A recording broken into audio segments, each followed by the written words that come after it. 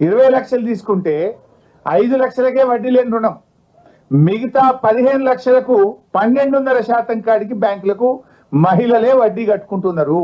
అంటే ఆ మిగతా 15 లక్షలకు ఏడాది నెలకు 15,000 రూపాయల వడ్డీ అవుతుంది. కానీ బడ్జెట్లో ఏం చెప్తుండ్రు? 1,00,000 కోట్ల రూపాయల వడ్డీ లేని రుణం ఇస్తున్నాము అని బడ్జెట్లో చెప్పిండ్రు.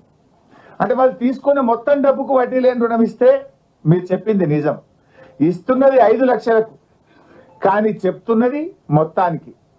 అంటే నిజానికి 20,000 కోట్లు ఈ ఆర్థిక సంవత్సరంలో మహిళలకు అప్పిస్తే వడ్డీ లేని రుణం వర్తించేది 4-5 వేల కోట్లకు పెంచదు.